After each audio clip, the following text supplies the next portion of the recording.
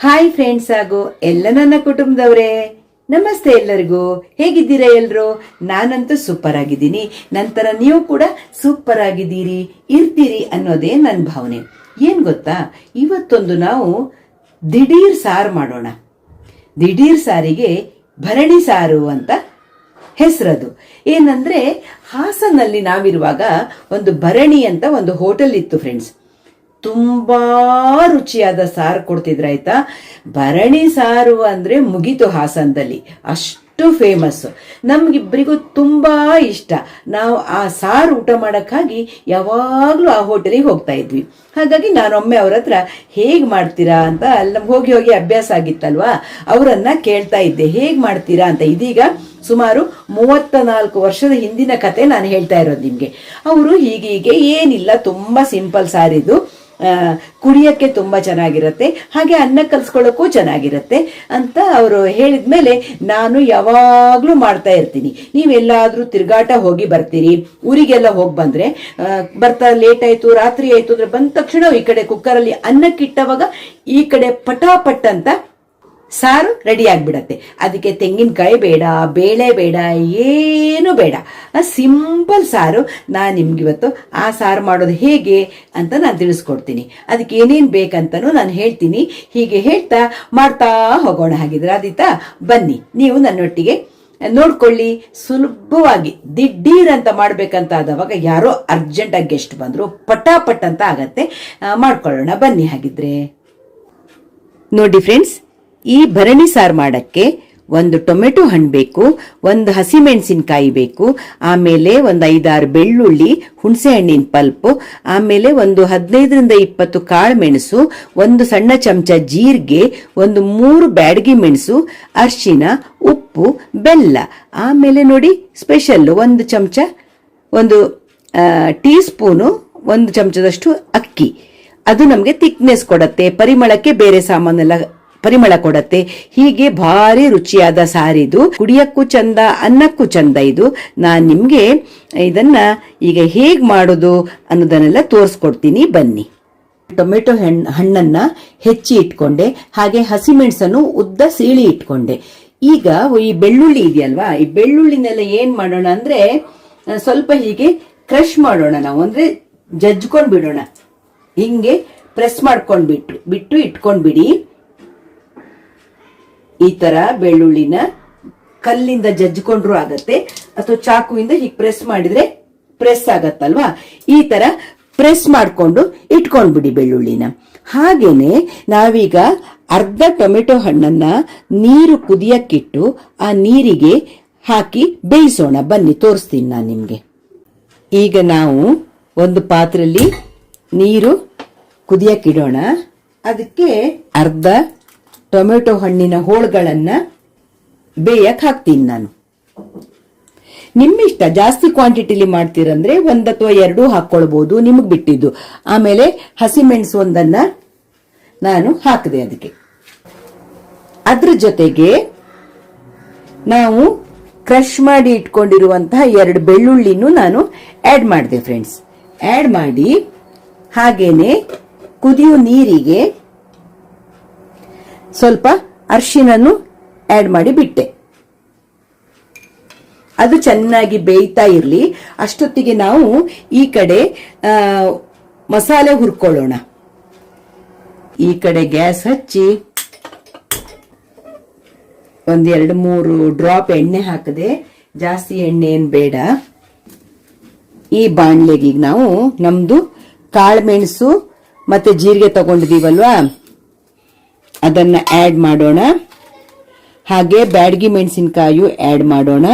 ಹಾಗೆ ಅಕ್ಕಿ ತಗೊಂಡಿದೀವಲ್ಲ ಫ್ರೆಂಡ್ಸ್, 1 ಚಮಚ ಅಕ್ಕಿನೂ ಆಡ್ ಮಾಡೋಣ. ಆಡ್ ಮಾಡಿ ಇದನ್ನೆಲ್ಲ ಸ್ವಲ್ಪ ಫ್ರೈ ಮಾಡೋಣ ನಾವು. ಜೀರಿಗೆನೂ ಕಾಳುಮೆಣಸು ಹುರಿಲಿ, ಬ್ಯಾಡಗಿ ಮೆಣಸಿನಕಾಯಿ ಎಲ್ಲನೂ ಗರಿ ಗರಿ ಆಗ್ಲಿ. ನೋಡಿ ಫ್ರೆಂಡ್ಸ್, ಅಕ್ಕಿ ಎಲ್ಲ ಬಿಳಿ ಬಿಳಿ ಕಲರ್ ಆಯ್ತು.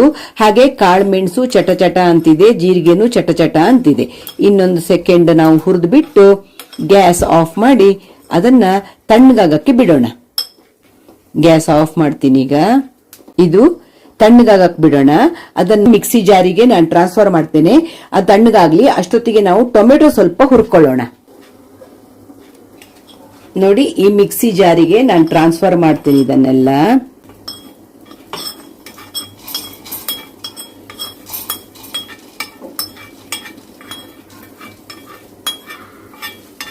ಒಗ್ಗರಣೆ ಸೌಟಿಗೆ ಟೊಮೆಟೊ ಹಾಕೊಂಡೆ.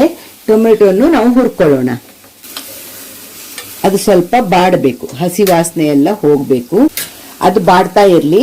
ಅಷ್ಟೊತ್ತಿಗೆ ನೋಡಿ, ಇಲ್ಲಿ ನಾವು ನೀರಿಗೆ ಟೊಮೆಟೊ ಮತ್ತೆ ಹಸಿಮೆಣಸಿನಕಾಯಿ, ಬೆಳ್ಳುಳ್ಳಿ, ಅರಿಶಿನ ಹಾಕಿ ಕುದಿಯಕ್ಕೆ ಇಟ್ಟಿದೀವಲ್ವಾ, ಇದಕ್ಕೆ ನಾನು ಹುಣಸೆ ಹಣ್ಣಿನ ಪಲ್ಪನ್ನ ಆಡ್ ಮಾಡ್ತೀನಿ. ಈಗ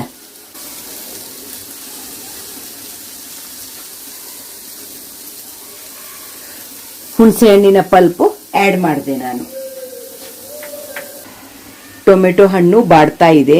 ಅಷ್ಟೊತ್ತಿಗೆ ನಾವೇನ್ ಮಾಡೋಣ ಅಂದ್ರೆ, ನಾವು ಮಿಕ್ಸಿ ಜಾರಿಗೆ ಹಾಕಿ ಇಟ್ಕೊಂಡಿದೀವಲ್ಲ ಫ್ರೆಂಡ್ಸ್, ನೋಡಿ, ಬ್ಯಾಡಗಿ ಮೆಣಸಿನಕಾಯಿ, ಕಾಳು ಮೆಣಸು, ಜೀರಿಗೆ ಮತ್ತೆ ಸ್ವಲ್ಪ ಅಕ್ಕಿ ಹಾಕಿ ಇಟ್ಕೊಂಡಿದೀವಲ್ವಾ, ಇದನ್ನ ನಾನು ಫಸ್ಟ್ ಮಿಕ್ಸಿಲಿ 1 ರೌಂಡ್ ಪೌಡರ್ ಮಾಡ್ಕೊಳ್ತೀನಿ.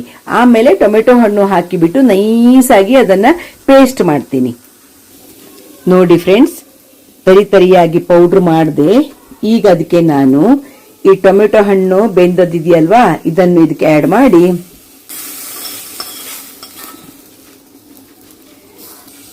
ಸ್ವಲ್ಪ ನೀರು ಸೇರಿಸಿದೆ ಅದಕ್ಕೆ.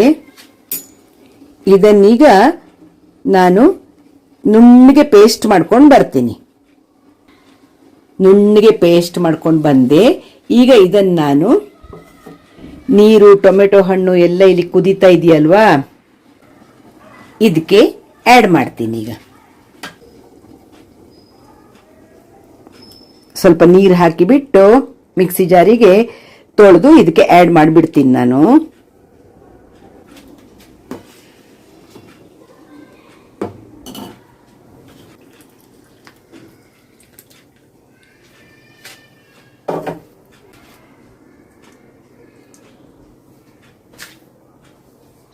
ಈಗ ಫ್ರೆಂಡ್ಸ್, ನಾವಿದಕ್ಕೆ ರುಚಿಗೆ ತಕ್ಕಷ್ಟು ಉಪ್ಪು, ಹಾಗೆ ರುಚಿಗೆ ಬೇಕಾದಷ್ಟು ಬೆಲ್ಲ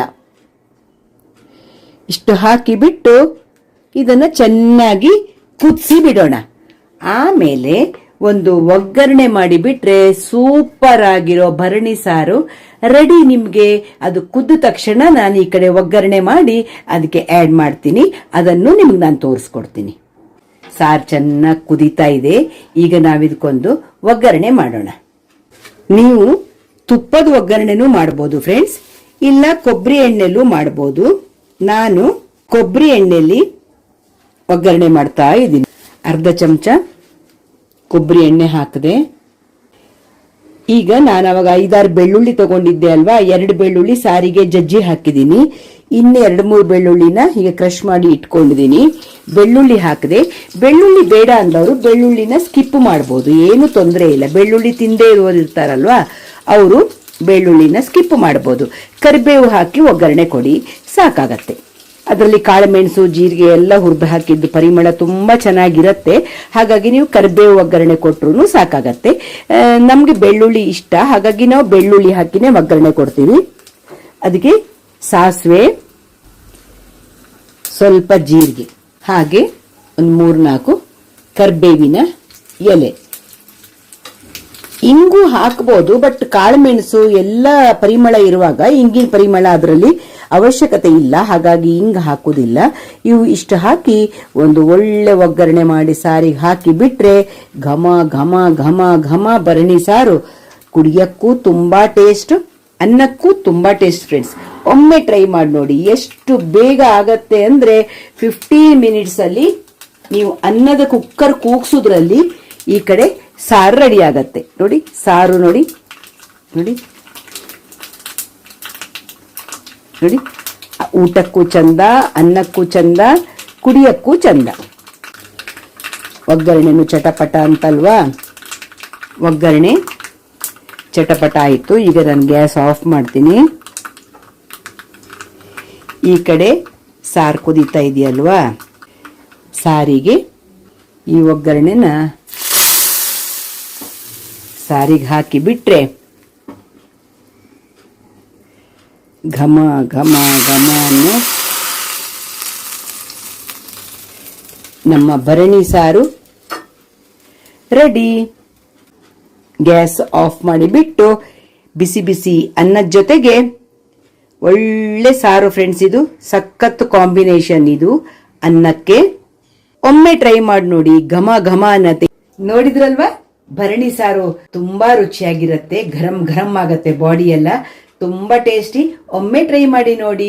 ಇಷ್ಟ ಆದ್ರೆ ಶ್ಯಾಮಲಾ ವ್ಲಾಗ್ಸು ನೀವು ಇಷ್ಟಪಡ್ತೀರಿ ಅಂದ್ರೆ ಕಮೆಂಟ್ ಬಾಕ್ಸ್ ಅಲ್ಲಿ ಕಮೆಂಟ್ ಮಾಡಿ. ಹಾಗೇನೆ ನನ್ನ ವ್ಲಾಗ್ಸ್ ನೆಲ್ಲ ನೋಡಿ ಇಷ್ಟಪಡುವವರು ಒಂದು ಲೈಕ್ ಮಾಡಿ, ಶೇರ್ ಮಾಡಿ, ಸಬ್ಸ್ಕ್ರೈಬ್ ಮಾಡಿ. ನಿಮ್ಮ ಫ್ರೆಂಡ್ಸ್ ಅಂಡ್ ಫ್ಯಾಮಿಲಿ ಜೊತೆ ನನ್ನ ಎಲ್ಲ ವಿಡಿಯೋಗಳನ್ನ ನೋಡಕ್ ಹೇಳಿ, ಶೇರ್ ಮಾಡಕ್ ಹೇಳಿ, ಸಬ್ಸ್ಕ್ರೈಬ್ ಮಾಡಕ್ ಹೇಳಿ. ಅದಿತಾ ಸಿಗ್ತಾ ಇರೋಣ ಇನ್ನು ಒಳ್ಳೊಳ್ಳೆ ವಿಡಿಯೋಗಳ ಜೊತೆಗೆ. ಈ ಸಾರಿಗಂತೂ ಬೇಳೆನೂ ಬೇಡ, ತೆಂಗಿನಕಾಯಿಯೂ ಬೇಡ, ಏನು ಬೇಡ, ಸುಲಭವಾಗಿ ಮಾಡುವಂತ ತುಂಬಾ ರುಚಿಯಾದ ಸಾರು. ಎಲ್ರೂ ಒಂದ್ಸಲ ಟ್ರೈ ಮಾಡಿ. ನಾಲ್ಗೆಗಂತೂ ಗರಂ ಆಗಿ ತುಂಬಾ ರುಚಿ ಕೊಡತ್ತೆ. ಇತ್ತು ಅಂತ ಕಮೆಂಟ್ ಬಾಕ್ಸ್ ಅಲ್ಲಿ ಕಮೆಂಟ್ ಮಾಡಿ. ಸಿಗ್ತಾ ಇರೋಣ ಒಳ್ಳೊಳ್ಳೆ ವಿಡಿಯೋಗಳ ಜೊತೆಗೆ. ಬಾಯ್ ಎಲ್ಲರಿಗೂ, ನಮಸ್ತೆ.